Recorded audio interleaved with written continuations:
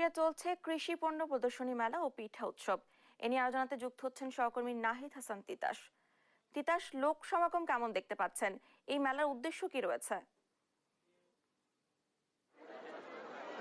ডানা, আসলে কুষ্টিয়ায় 3 দিন ব্যাপী অনুষ্ঠিত হচ্ছে কৃষি পণ্য প্রদর্শনী মেলা ও পিঠা উৎসব। আসলে এই উৎসবকে কেন্দ্র করে কিন্তু এখানে যারা দর্শনার্থীরা আছে তারা কিন্তু একদম পদচারণায় মুখরিত। আসলে এই কৃষি পণ্য প্রদর্শনী ও পিঠা উৎসবের মূল যে উদ্দেশ্য, এটি হচ্ছে দেশীয় পণ্যের ব্যবহার অর্থাৎ সবার মধ্যে ছড়িয়ে দেওয়া। এটি কিন্তু মূলত এই মেলার যে উদ্দেশ্য। অর্থাৎ এখানে আমরা দেখতে পাচ্ছি যে কৃষি পণ্য, বিভিন্ন ধরনের সবজি এখানে প্রদর্শন করা হয়েছে। এছাড়াও বিভিন্ন ধরনের যে পিঠা সেগুলো কিন্তু প্রদর্শন করা হয়েছে। অর্থাৎ মানুষের মধ্যে কিন্তু তুলে ধরা হচ্ছে যে এই যে ঐতিহ্যবাহী যে পিঠা এবং যে কৃষি পণ্যগুলো, সেটা যেন মানুষের মধ্যে ব্যবহার বৃদ্ধি করা যায়, তার জন্য কিন্তু এই মেলার মূল উদ্দেশ্য। আমার সাথে একজন দর্শনার্থী রয়েছে, আমি তার সাথে একটু কথা বলতে চাই। আসলে এই যে মেলায় আপনি এসেছেন, আসলে কি দেখছেন, কেমন লাগছে?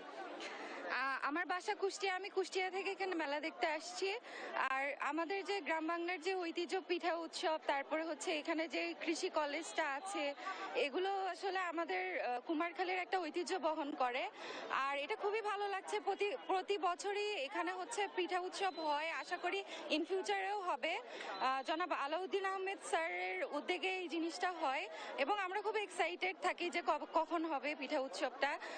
তো এটা আসলে খুবই ভালো লাগার একটা বিষয় যে আমাদের কুষ্টিয়াকে বা কুমারখালীকে এইভাবে উপস্থাপন করা যেতে পারে। এটা খুবই একটা ভালো উদ্যোগ।